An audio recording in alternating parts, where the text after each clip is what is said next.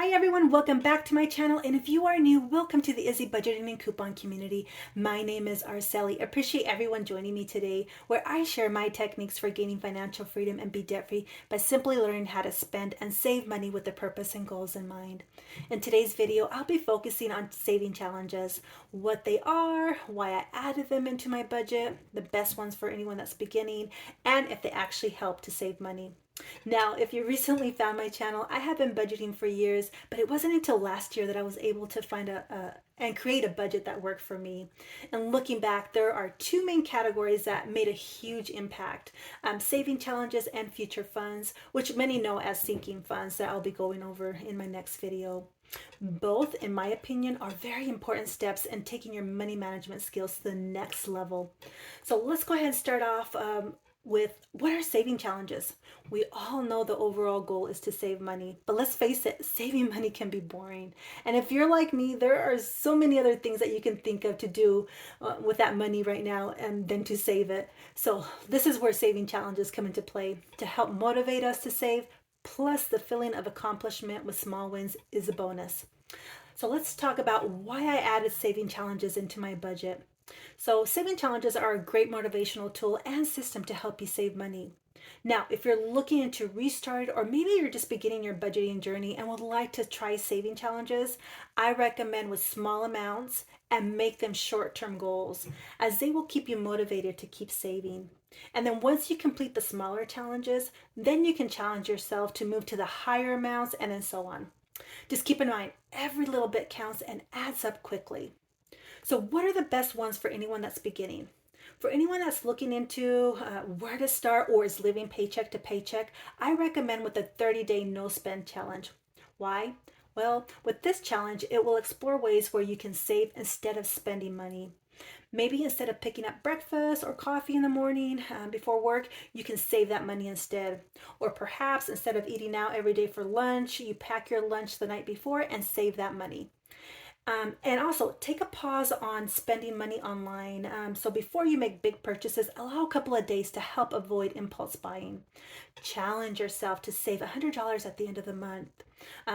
This way, you'll have $100 saved so that you can start the new month with new saving challenges. The 30-day challenge has taught me a lot of things, not only to avoid impulse buying, but also what things are really a need versus a want. And most importantly, not only do you intentionally save now, but after a while, it becomes a habit and routine to save money. So now that you have a new mindset, here are some additional saving challenges for anyone that's beginning. So let's go ahead and start off with the 365 penny challenge. Add 1 penny more every day than you did the day before. So you'll start off with 1 penny on day 1, and then 2 pennies on day 2, and then 3 pennies on day 3, and then so on. And up until day 365, where you will save $3.65. So the total saved at the end of the challenge will be $667.95. That's amazing, considering that you started off by saving 1 penny. So next saving challenges is a $1 savings challenge.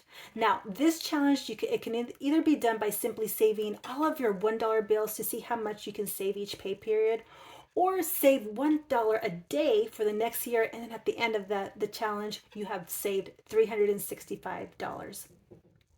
Or perhaps you can try the $5 or the $10 challenge. Now, with these challenges, I recommend to save by paycheck, or depending on what you're comfortable with. You set the goal, so you can save $1,000, $2,000, $5,000, or even $10,000. But similar to the smaller saving challenges I shared earlier, I recommend breaking those challenges down into smaller amounts and increase the time frame so then you can set a realistic period to save up. For example, if you want to save $10,000 in 1 year, that equals to saving $834 each month, or saving $417 every 2 weeks, or saving $105 a week, or saving $15 a day to reach that 10,000 goal at the end of the year. And then finally, the main question, do saving challenges really work? Yes, they do.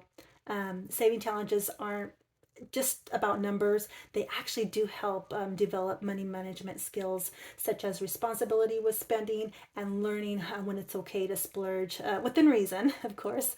By understanding the overall goal of good money habits, it will improve your overall financial well-being and success. So hopefully this has sparked an interest in saving challenges going forward, but stay tuned. Budget with Me is coming up next in the video.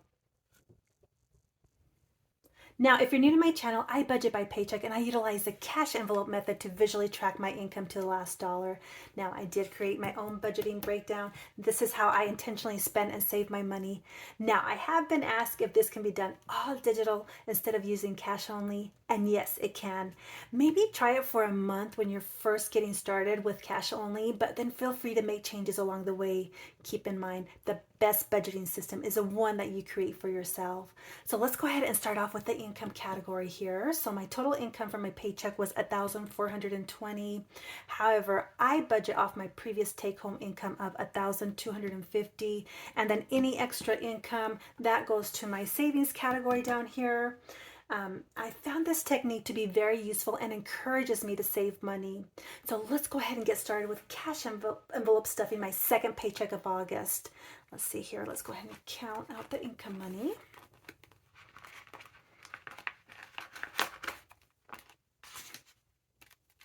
So we have 100, 200, 300, 400, 500, 600, 700, 800, 900.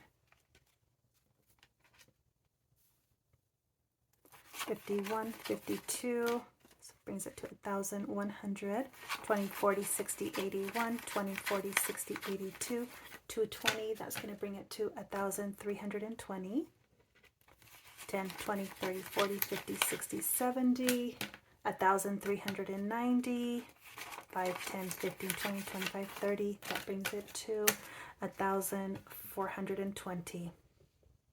Alrighty, so next category here is my bills. Luckily, no changes to report this month for this category. So we'll go ahead and get started with mortgage. It's going to get its usual $375. So there's 1, 2, 3, 50, and then 75. Next, utilities, 180. So 100.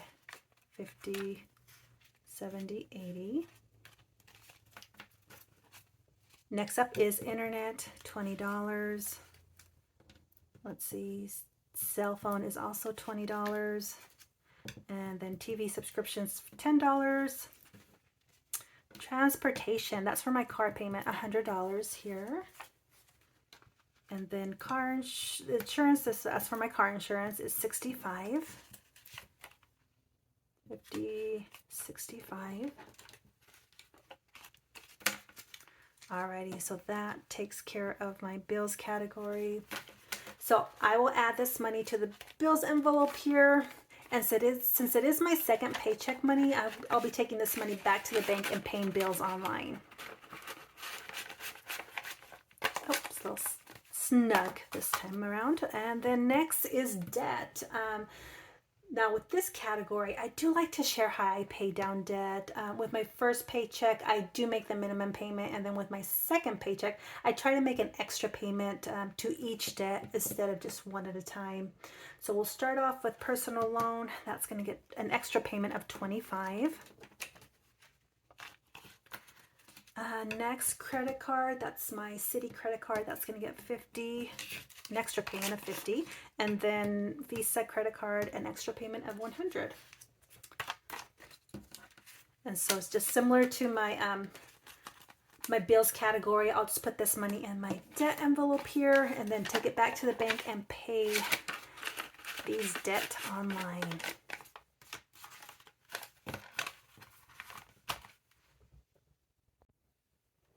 Moving on to my day-to-day expenses. So we're going to start off with a grocery envelope here, which does include my household items. Now, I don't have any money left over, but I will budget $220 today. However, it will be interesting to see if I'll need to decrease this amount next pay period as school is starting. And then I'm going to be returning back to the office soon. So we will see. Alrighty, next is dining out. Dining out will get $20. I have earned a few gift cards from couponing, so that's what's kept this cost. I know I get some questions like, how do you keep dining out so low? Couponing and getting a rebate money, and getting it in the form of a gift card. And also, I don't know if anybody else does this, but depending on the day of the week, I plan ahead what locations we will dine out or pick up food at, especially if they're having a special such as buy one get one 50% off. Every bit of savings adds up and helps out. Let's see here. Let's move on to car. Nope, we don't have anything left over. And actually, we had some car repairs done last week, so that's where that money went to. And then we'll be adding $40 today. So there's 20, 40 into car. Next is health. Health will be getting $10. Actually, I can fill some money in here. So let's add. So now we have 20, 30, 40, 50. So 50 under health here.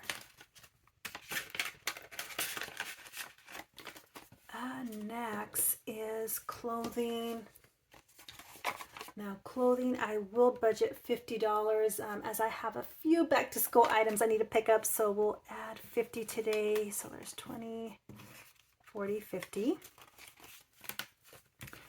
Actually, let me count what's in here already. So we have 20, 40, 60, 70, 80, 90. So $90 under clothing. And next, entertainment, I have $10.